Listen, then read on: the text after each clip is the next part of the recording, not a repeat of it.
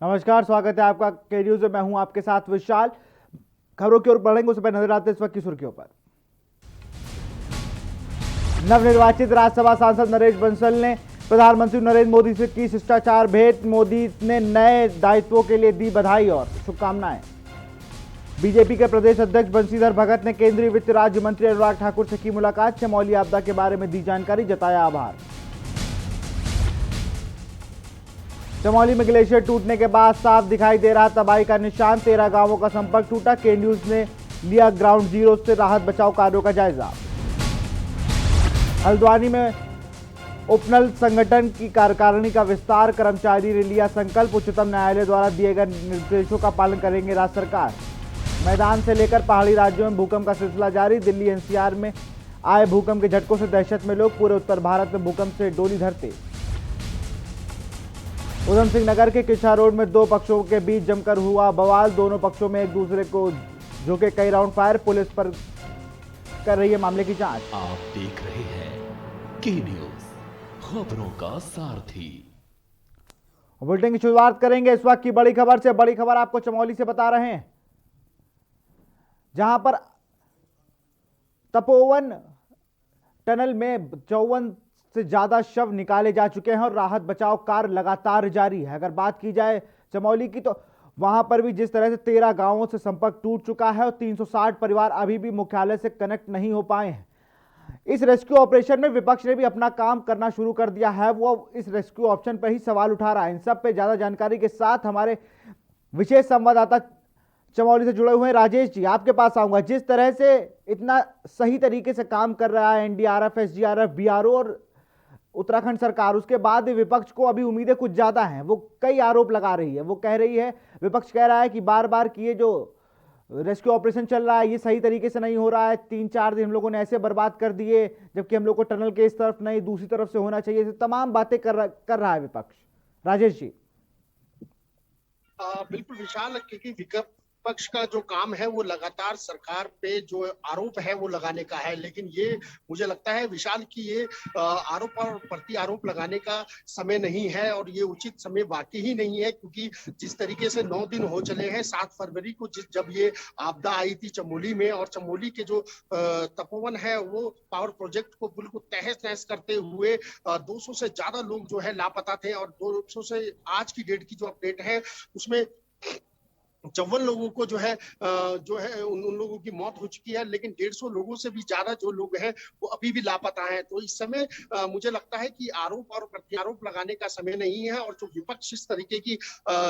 बोल रहा है वो विपक्ष की अपनी सोच है। लेकिन मैं जिस तरीके से यहाँ पर ग्राउंड रिपोर्टिंग कर रहा हूँ, जो तस्वीरें हम लोग अपने दर्शकों को जिस तरीके से दिखा रहे हैं, इस बात से बिल्कुल निश्चित रहे, क्योंकि सेना के जवान यहाँ पर लगे हुए हैं, एनडीआरएफ के जवान यहाँ लगे हुए हैं, एसडीआरएफ के जवान यहाँ लगे हुए हैं, आईटीबीपी खुद जमीनी स्तर पे वहां पर काम कर रही है। तो मुझे लगता है कि इन सेनाओं पे एक सवाल उठाना कहीं ना कहीं एक गलत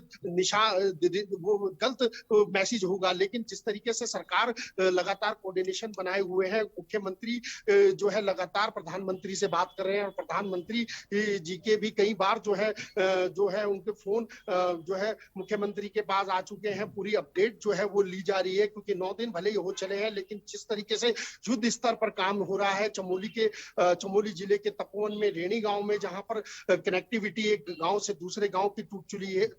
चुकी है। 13 से ज्यादा जो पुल है वो बह चुके हैं, लेकिन कल एक प्रायोरिटी ये भी रही कि एक बड़ी लाइफलाइन जो है वो कनेक्टिविटी को जोड़ने के लिए तैयार कर ली गई। एक पुल जो है, 2 पुल जो है वहां पर स्थायी तौर पे बनाए गए हैं, टेम्परेरी पुल है, लेकिन जिस तरीके से इस समय तिनके पे वो कहते हैं ना कि डूबते हुए तिनका सहारा, तो वो तिनके का सहारा जिस तरीके से जो कल एक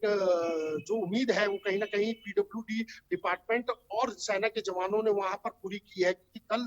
जो है एक रोपवे बनाया गया है एक गांव से दूसरी तरफ जाने के लिए, क्योंकि एक जो राहत की सामग्री है, जो खाने पीने का सामान है, उन लोगों तक पहुंचाया जाए जो ग्रामीण जो जिनका संपर्क टूट चुका है एक गांव से दूसरे गांव जाने के लिए, तो उनको उनको एक उनको उनकी प्राथमिकता भी इस समय बहुत जरूरी है, क्योंकि जो खाद्य सामग्री है वो वहां तक उनके लिए पहुंचाई जाए, और जो राहत है, जो जवान है हमारे एनडीआरएफ के, एसडीआरएफ के, जो लगातार काम कर रहे हैं चमोली जिले में, वो उनको वहां तक पहुंचाया जाए। तो कहीं ना कहीं एक बड़ी उपलब्धि जो कहा जा सकता है, एक प्लस पॉइंट जिसको कहा जा सकता है, वो इस क्षेत्र में जो है वो कल जो है वो मिली है। और आज 9 दिन हो चले हैं, लेकिन जिस तरीके से युद्ध स्तर पर काम जो है वो ग्राउंड जीरो पे जारी है, तो कहीं ना कहीं एक बड़ी उम्मीद है कि आज की डेट में भी जो परिजन जिन्होंने अपने आप को अभी तक खो दिया है, जिन जिन लोगों को अभी भी अपनों की तलाश है, उन लोगों की खोज जिस तरीके से सेना कर रही है, उसमें वो काबिल तारीफ है। मुझे लगता है कि जिस तरीके से अगर विपक्ष अगर सवाल इस तरीके के उठाता है, क्योंकि ग्राउंड जीरो पे देखना भी बहुत जरूरी है, बेहद जरूरी है, और हमारी भी यही सच्चाई है कि हम ज्यादा से ज्यादा तस्वीरें और जो ग्राउंड जो रियलिटी चेक है, बिल्कुल जो वाकई उस वहां पर किस तरीके का काम है, वो हम अपने दर्शकों तक पहुंचाएं। और वही प्राथमिकता के साथ मैं अभी भी पूरी अपडेट के साथ यहाँ पर मौजूद हूँ, और यही अपडेट है कि अभी तक जो है 54 लोगों की मौत हो चली है, और 150 से ज्यादा जो लोग हैं वो अभी भी लापता हैं, और उनको जो ढूंढने का काम है वो लगातार जो है सरकार द्वारा या तमाम जो सेना बल है वो लगातार अपना प्रयास जो है वो जारी किए हुए हैं, क्योंकि उम्मीद जो है वो अभी भी है कि कुछ जिंदगी शायद उस टनल में हो सकती है, कुछ जिंदगी शायद कहीं इंतजार कर रही है एक मदद का। तो उस जिंदगी की मदद और एक मुहिम को लेकर के यहाँ पर युद्ध स्तर पर चमोली में काम जारी है। विशाल, राजेश जी, अगर बात की जाए जिस तरह से आपदा 2013 के बाद उत्तराखंड सरकार ने जिस तरह से लगातार आपदा से निपटने के लिए, क्योंकि जब तक पहाड़ों में विकास होता है तो इसके लिए एक प्लान भी होता है कि यदि आपदा आ जाए तो उसके लिए तमाम तरीके के उपाय होते हैं। मुझे लगता है वो सारे उपाय इस आपदा में काम कर गए, क्योंकि जितनी जगह जगह कार्य चल रहा था, वो चाहे वो मेगावाट वाला प्रोजेक्ट हो, वो चाहे टनल का काम हो, तो उससे भी काफी मदद मिली है। जो बड़ी आपदा ये रूप ले सकती थी उसको कहीं ना कहीं बीच में ही डैमेज किया गया है। देखिए देखिए, ये बुनियादी जो सुविधाएं लोगों को चाहिए, क्योंकि अगर ये पावर प्रोजेक्ट नहीं होंगे तो ये समस्या जो है पहाड़ों पे और तमाम जो जगह पर जिस तरीके से उत्तराखंड जो पावर प्रोजेक्ट यहाँ पर लगे हुए हैं, उसकी वजह से जो है जो बिजली सुविधाएं हैं जो लोगों को मिलती है, देश भर में जो है सप्लाई होती है। और उत्तराखंड को खास तौर से जिस तरीके से एक रेवेन्यू कहा जा सकता है कि वो एक बड़ा मिलता है, क्योंकि वो यहाँ से लोगों को साफ पानी भी चाहिए पीने के लिए, और जो लाइट है, बिजली जो है वो उनको चाहिए। तो कहीं ना कहीं जो समस्या है वो तो मैं मानता हूँ, लेकिन जिस तरीके से 2013 में विशाल अगर हम बात करें तो हमने वहां पर ग्राउंड जीरो पे जब रिपोर्टिंग की थी, तो वहां का मंजर और यहाँ के मंजर में बहुत ज्यादा फर्क है, क्योंकि वो जो दैविक आपदा थी जो केदारनाथ में आई थी, वो रात के समय आई थी। वो सैलाब आया था जल का, जो सब कुछ बहा करके ले गया था, और आज भी उसके निशान जो है वहां पर मौजूद है। लेकिन जो ये आपदा आई है, ये सुबह के टाइम आई है, लगभग 10:30 के हेर फेर में जो है ये एक सैलाब आया जल का, जो ग्लेशियर टूटने की वजह से बताया जा रहा है। जो विशेषज्ञ हैं वो उनका यही मानना है कि ग्लेशियर टूटा और ऋषि गंगा में जाकर के गिरा, और ऋषि गंगा से जब उसका संगम होता है ऋषि गंगा और धौली गंगा का, तो वो उन दोनों के साथ जब मिला और एक बड़े फ्लो में जिसको कहा जा सकता है, वो जाकर के डैम, माफ कीजिएगा, जो पावर प्रोजेक्ट है जो वहां पर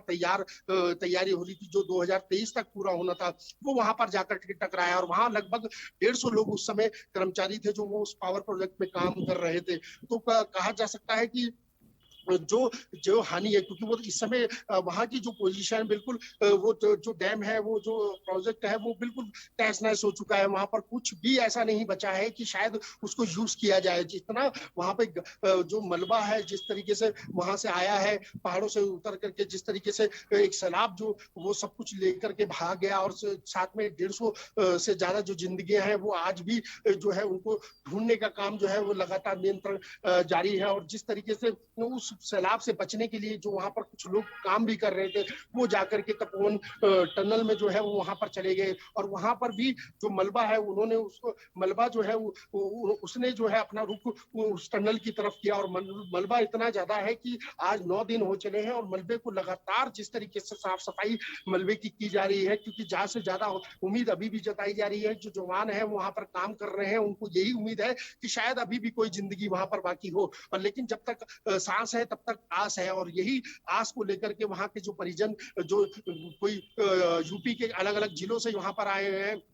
कुछ लोग नेपाल के वहां पर लोग उस पावर प्रोजेक्ट पे काम कर रहे थे, वो आज भी अपनी निगाह उसी जवानों पे बनाए हुए हैं, उस टनल के बाहर लगाए हुए हैं कि शायद मेरा परिजन जो है आज टनल से निकल जाएगा। लेकिन जिस तरीके से काम चल रहा है तो वो काबिले तारीफ है। जिस तरीके से तमाम सेना बल जो जिस तरीके से लगातार 9 दिन से जो बचाव है, राहत कार्य जिस तरीके से कर रहा है, इसमें कोई संदेह नहीं होना चाहिए। और मुझे लगता है कि जिस तरीके से सरकार की मॉनिटरिंग इस पूरे काम को लेकर के है,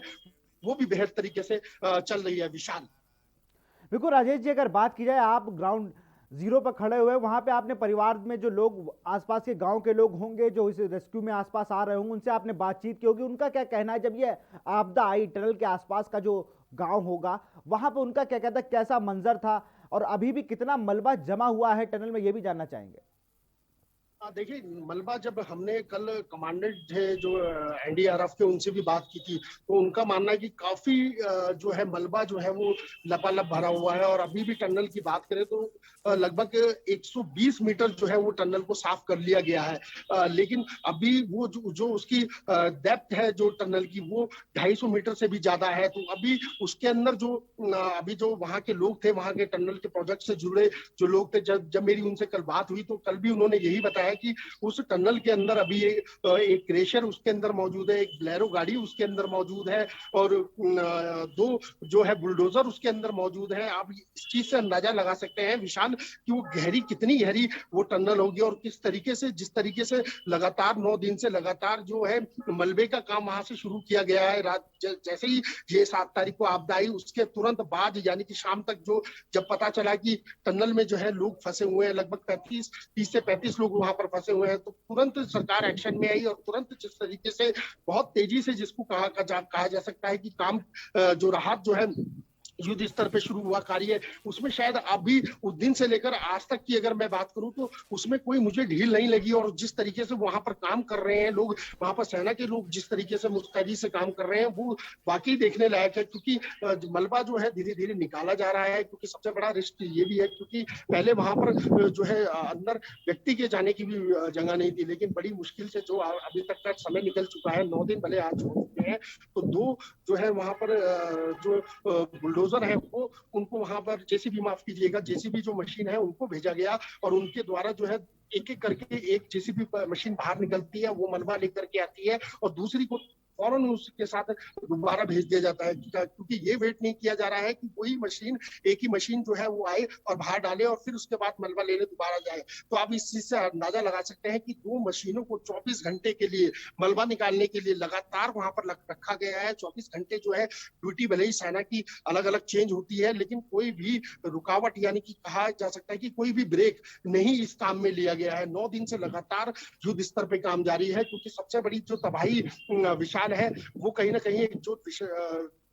जो तबाही का निशान जो मौजूद है वो रेणी गांव में है। क्योंकि रेणी गांव में काफी संख्या में जिसको कहा जा सकता है कि लोगों से संपर्क भी टूटा है और वहां पर काफी लोग जो है वहां पर काम कर रहे थे। तो वहां पर भी जब हमने देखा तो वहां पर बड़े युद्ध स्तर पर वहां पर सबसे ज्यादा जो जवान है वो वहीं पर लगाए गए हैं और वहां पर जो युद्ध स्तर पर जिस तरीके से काम हो रहा है वो देखने लायक है। लेकिन इस समय क्योंकि काम प्रायोरिटी ये है कि ज्यादा से ज्यादा लोगों को रिकवर किया जाए, ज्यादा से ज्यादा लोगों को ढूंढा जाए और जिस तरीके से एक राहत और बचाव कार्य जिस तरीके से युद्ध स्तर पर उत्तराखंड के चमोली में चल रहा है, तो उसका यही सरकार का प्रयास है कि जल्द से जल्द जो है इस कार्य को पूरा कर ले जाए और फिर जिंदगी जो है पहाड़ की वो पुनः उसी तरीके से सुचारू रूप से शुरू की जाए। जी विशाल। बिल्कुल राजेश, कहीं ना कहीं अब सुचारू रूप से जिंदगी वापस लौटेगी। लेकिन अगर बात की जाए, मेरा पहला सवाल यही आपसे था कि जैसे आम आदमी पार्टी के प्रदेश उपाध्यक्ष ने जो बात कही कि जो जेसीबी मशीन वहां लगाई गई हैं वो काम करना बंद कर रही हैं, हम लोग टनल के गलत तरफ से रेस्क्यू कर रहे हैं, वहां पे कुछ है ही नहीं, जबकि आप ग्राउंड जीरो पर आपने हालात अलग बताए हैं। तो कहीं ना कहीं आम आदमी पार्टी राजनीति करने नई नई उभर के आई है उत्तराखंड में, लेकिन लगातार अपने अटपटे बयानों से चर्चा का विषय बनी रहती है। देखिए विशाल, एक बात और मैं बोलता हूँ कि मुझे लगता है कि ये पहली आपदा नहीं है उत्तराखंड के लिए। इससे पहले भी जो 2000 का मंजर, 2013 माफ कीजिएगा, जब हमने मंजर देखा था वो इससे भी ज्यादा भयावह था। लेकिन सरकार ने भी और जो यहाँ के जितने भी जो हमारे सेना से संबंधित लोग हैं वो लगातार वैसे तो पूरे देश भर में काम करते हैं इन चीजों को लेके के लिए। और जो खासतौर से हमारी यहाँ पे एक फोर्स बनाई गई है एसडीआरएफ, जैसे एनडीआरएफ जो है जिस जिस युद्ध स्तर पे काम करती है उसी युद्ध स्तर पर जो है एसडीआरएफ काम करती है। तो एसडीआरएफ जिस तरीके से 2013 में उसने काम किया था और आज भी सबसे पहला कदम कहा जा सकता है इस आपदा में जो है एसडीआरएफ का है, क्योंकि बहुत तरीके से और बहुत युद्ध स्तर पे जिस तरीके से जवान जो है एसडीआरएफ के काम कर रहे हैं, ये भी एक उनके लिए जो है एक महत्वपूर्ण बात है। लेकिन ये आपदा उनके लिए, जैसे मैंने आपको बताया कि ये पहली नहीं है, लेकिन सरकार के लिए भी है, कहा जा सकता है कि ये पहली नहीं है, क्योंकि सरकार ने पहले 2013 में भी इस तरीके के जो आपदा, दैविक आपदा आई थी, उसमें जो है राहत एवं बचाव कार्य के लिए जिस तरीके से प्लेटफॉर्म सजाना चाहिए, तुरंत जिस तरीके से मॉनिटरिंग करनी चाहिए, तुरंत जिस तरीके से आला अधिकारी को लगाना चाहिए, तुरंत जमीनी स्तर पे जिस तरीके से वहां पर जो सेना के जवान है या हमारे एसडीआरएफ के जवान है, एनडीआरएफ के जवान है, आईटीबीपी के जवान है या वायु सेना जिस तरीके से काम करती है, किस तरीके से उनका मैनेजमेंट करना है, तो ये कहा जा सकता है कि ये इस चीज में शायद मुझे लगता है कि सरकार जो है बिल्कुल परफेक्ट तरीके से अपना कार्य जो है वो कर रही है, और जिस तरीके से हमारे जवान है वो भी इस परफेक्ट कार्य को निरंतर तौर पे जो है वो कर रहे हैं। लेकिन अभी जो सबसे बड़ी बात है कि जो लोग कह रहे हैं, मैं इस सवालों पे नहीं जाऊंगा, लेकिन मैं उन चीजों को देख करके कहूंगा जो मैंने अपनी आंखों से देखी, जो मेरा कैमरा देख रहा है और जो आप लोगों को दिखाया जा रहा है, जो दर्शक देख रहे हैं। जो ग्राउंड जीरो पे काम है उसमें कोई भी कोताही नहीं बरती जा रही है। जो भी युद्ध स्तर पे काम होना है वो युद्ध स्तर पे काम लगातार जारी है। 150 लोगों की जिंदगी अभी भी फंसी हुई है, यानी कि उनको ढूंढने की जो तलाश करने की जो मुहिम है वो लगातार जारी है। लेकिन अभी तक इस आपदा में जो है हमने 54 लोगों को खो दिया है। जी विशाल। बिल्कुल, 54 लोगों को हम लोगों ने खो दिया है, लेकिन जो 150 लोग अभी भी फंसे हुए हैं उनको निकालने के लिए, और ये भी एक आस है कि शायद उनमें अभी भी जिंदगी बची हो, उनमें कुछ लोगों की, उनको हम लोग वापस ला सके। लेकिन बहुत, आप जिस तरह ग्राउंड जीरो लगातार आप बता रहे हैं, जिस तरह से कि एसडीआरएफ, एनडीआरएफ, एक और बड़े दल का बीआरओ की अगर बात करें तो इसने भी काफी अच्छा रोल अपना अदा किया है इस पूरी आपदा पर। जिस तरह से जहां पर मुख्यालय का संपर्क टूट गया था, वहां पर जिस तरह से जरूरत की चीजें बार बार दी जा रही हैं और तमाम चीजें करी जा रही बीआरओ की तरफ से, वो भी एक अच्छा काम है। क्योंकि सेना, अब अगर मैं विस्तार से बोलूं कि सेना अलग अलग जितने सेनाओं के नाम गिनवाऊं तो शायद मुझे लगता है कि हमारे जो कम पड़ जाएंगे। लेकिन फिलहाल की जो बात करूं तो बीआरओ तो निरंतर तौर पे जो उत्तराखंड में जितने भी प्रोजेक्ट हैं सड़क सीमा से जुड़े हुए, उन पे लगातार काम करता है। क्योंकि यहाँ से लेकर चीन तक जो सड़क बनाई है वो भी बीआरओ ने ही बनाई है, वो तो काबिले तारीफ ही है। और क्योंकि एक कनेक्टिविटी पहाड़ों में सबसे बड़ी टिपिकल यही होती है कि जो बीआरओ का जो महत्वपूर्ण रोल रहता है वो कनेक्टिविटी को जोड़ने का जिस तरीके से रहता है, उसमें कोई शंका नहीं, कहा जा सकता है कि होनी चाहिए। और क्योंकि बीआरओ जो है लगातार निरंतर तौर पे जो है कोई भी आपदा हो और कोई भी अगर सड़क दुर्घटना होती है, सड़क टूट जाती है या पुल टूट जाता है, तो उसको जोड़ने का काम बहुत तेजी से करता है। क्योंकि इससे पहले भी अगर बात करें कुछ, जब मानसून शुरू हुआ था लास्ट टाइम, तो पिथौरागढ़ के पास एक पुल जो है वो टूट गया था, और जिसको बहुत जल्दी, जिसको कहा जा सकता है, वो बीआरओ ने वहां पर पुल का निर्माण किया। और बीआरओ आज भी जो है जोशीमठ से लेकर तमाम जो आगे चीन बॉर्डर लगने वाले हैं, माना नीति के पास जो चीन आगे बॉर्डर बढ़ते लगता हैं, है, वहां तक जो है सुबह बोलेगा में बनाने का जो प्रयास है वो बीआरओ ने आज तक किया है। और बीआरओ अभी भी लगा हुआ है, सड़क निर्माण में लगातार कार्य चल रहा है। क्योंकि जिस तरीके से वाहनों की आवाजाही है, जो हमारे जो राहत कर्मी है, जो बड़ी बड़ी मशीनें यहाँ पर चमोली में लाई जा रही हैं, जो आगे चीन बॉर्डर तक भी जाती हैं, उनको लेकर के जो बीआरओ की टीम है वो लगातार काम करती है। और बीआरओ का काम सिर्फ ये नहीं है कि दिन में काम करना है, वो 24 घंटे एक्टिव रहती है। बीआरओ सहित तमाम जितने भी अगर कहें कि जैसे मैंने आपको एग्जाम्पल दिया था कि एसडीआरएफ हमारे यहाँ महत्वपूर्ण एक टीम है, एसडीआरएफ का बहुत महत्व रहता है। क्योंकि ऐसी दैविक आपदा में जो है उत्तराखंड में, क्योंकि एनडीआरएफ को आने में बहुत समय लग जाता है, लेकिन एसडीआरएफ जो है तब तक मोर्चा संभाल लेती है और उसको युद्ध स्तर पे शायद कि जब तक एनडीआरएफ आएगी तब तक वो उस काम को जो है बखूबी पूरा कर लेती है। लेकिन ये आपदा छोटी नहीं है, एक दिन का काम नहीं था, इसलिए एनडीआरएफ भी इसमें काम कर रही है। एनडीआरएफ की कई टीमें जो है दिल्ली से यहाँ पर आई हैं, जोली ग्रांट से वो बाय एयर आए हैं, दिल्ली से जोली ग्रांट, और उसके बाद जो है वो बीआरओ जिसकी आप बात कर रहे हैं विशाल, उन्हीं का उन्हीं की जो जो सड़कें हैं उन्हीं से गुजरती हुई जो एनडीआरएफ की टीमें जो है वो चमोली जिले में लगातार काम कर रही हैं और 9 दिन हो चल रहे हैं। 9 दिन में जो है अभी तक 150 लोग जो है अभी भी लापता हैं। लगातार जो सर्चिंग अभियान है वो पूरे अलकनंदा से लेकर तमाम जितने भी जो घाट हैं वहां पर लगातार एसडीआरएफ की मदद से किया जा रहा है और लगातार जो जिस तरीके से बॉडी मिल रही है तो कहीं ना कहीं जिस तरीके से दिन आगे बढ़ते रहेंगे तो जिंदगी बचाना बहुत मुश्किल हो जाएगा। लेकिन जिस तरीके से लोगों का आरोप प्रत्यारोप का सिलसिला है वो एक अपनी जगह है, लेकिन इस समय मुझे लगता है कि देश और तमाम जो राजनीतिक पार्टियां हैं उनको सरकार का सपोर्ट करना चाहिए और इन सेना बल की जो लगातार काम कर रहे हैं, जान बचाने का काम कर रहे हैं, इनका सपोर्ट करना चाहिए। जो परिवार वहां पर मौजूद है, जो ग्राउंड जीरो पे हम देख रहे हैं कि 1 हफ्ते से ज्यादा यानी कि 9 दिन हो चले हैं और वो अभी भी टकटकी लगाए हुए हैं। वो सिर्फ इसलिए लगाए हुए हैं कि वहां पर हमारे जवान जो है, जो एनडीआरएफ है, एसडीआरएफ है, जो आईटीबीपी है और तमाम जो सेना बल है वो वहां पर काम कर रहा है। उनको उम्मीद अभी भी है कि टनल से बाहर कोई मेरा व्यक्ति निकलेगा और वो जिंदा निकलेगा और यही आशा हम भी करते हैं कि जो अभी भी जिंदगी जो फंसी हुई है, जो 150 लोग लापता है वो सुरक्षित रहे। लेकिन ये कहना बहुत मुश्किल होगा, लेकिन बाकी सब ईश्वर के हाथ में है। जो जो उसने लिखा है, जो अपना उसका कर्म है वो उस तरीके से चल रहा है। लेकिन फिलहाल की बात करें तो फिलहाल जो है जिंदगी बचाने का जो काम है वो युद्ध स्तर पर चमोली जिले में जारी है। विशाल, बिल्कुल, चमोली जिले में युद्ध स्तर पर ये जो काम चल रहा है, एसडीआरएफ हो, एनडीआरएफ हो, वायुसेना हो या बीआरओ हो, ये सब अपना रोल बखूबी निभा रहे हैं और बहुत जल्दी रेस्क्यू किया भी जा रहा है। अभी जब कल आपकी जब बात हुई एनडीआरएफ के कमांडेंट, तो उन्होंने कहा कि अभी भी कई मैट्रिक टन मलबा अंदर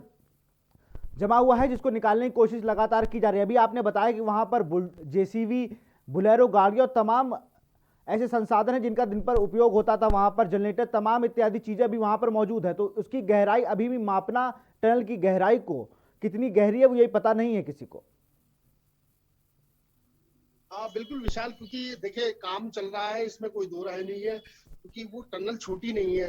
250 मीटर वो टनल है और टनल के पार जो मलबा पड़ा हुआ है, जो जो गाद है, जो मलबे में जब वो बह करके आई थी, वो इतनी ज्यादा दिक्कत वाली है कि वहां पर पैर रखते साथ ऐसा लगता है कि जैसे वो दलदल जो है खुद ही जो है वो खींच लेगी आदमी को। तो कहीं ना कहीं बड़ा एक जो जिसको कहा जा सकता है कि सावधानी के साथ जो है जिस तरीके से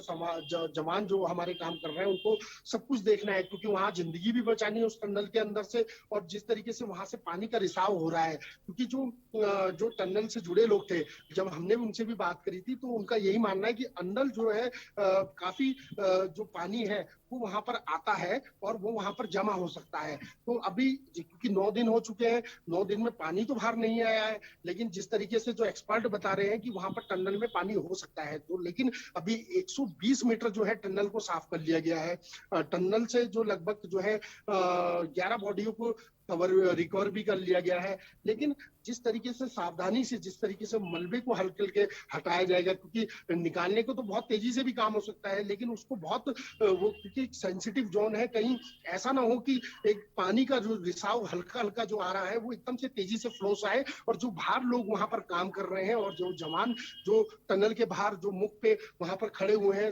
सेना वहां पर खड़ी हुई है, तमाम मीडिया कर्मी भी वहां पर खड़े हुए हैं, तो कहीं ना कहीं एक रिस्क ना हो। तो इसलिए बहुत समझदारी के साथ, बहुत होशियारी के साथ जो है ये रेस्क्यू ऑपरेशन जारी है और रेस्क्यू ऑपरेशन को लगातार प्रयास करा जा रहा है कि क्या है वो दिन हो या रात हो, तमाम प्रयास के साथ जो है रेस्क्यू ऑपरेशन की प्राथमिकता यही है कि जो अंदर जो शायद कोई आस हो, कोई जिंदगी हो, तो उसको जो है सुरक्षित निकाल लिया जाए। विशाल,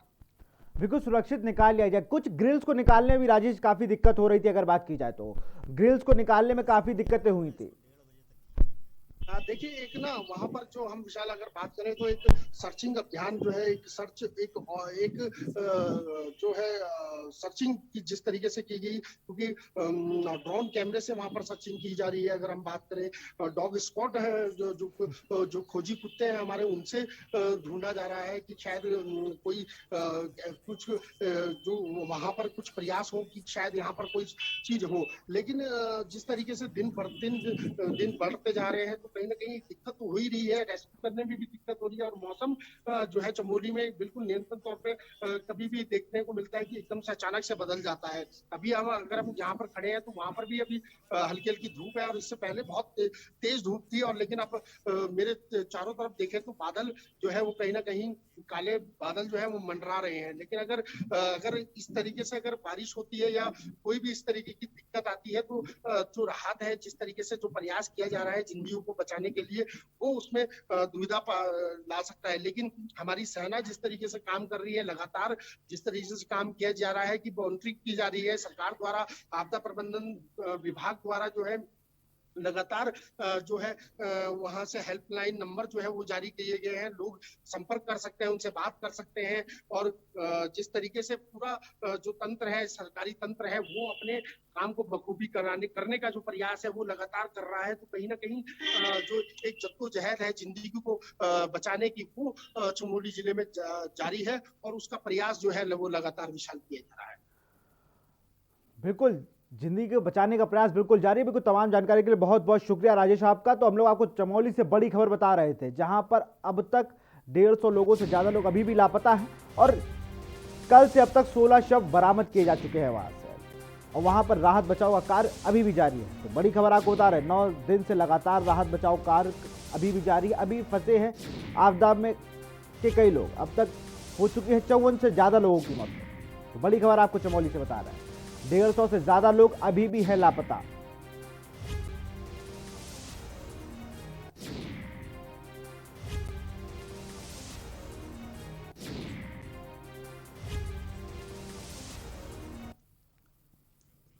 फिलहाल इस बुलेटिन में इतना ही। देखते रहिए के न्यूज़ इंडिया। नमस्कार।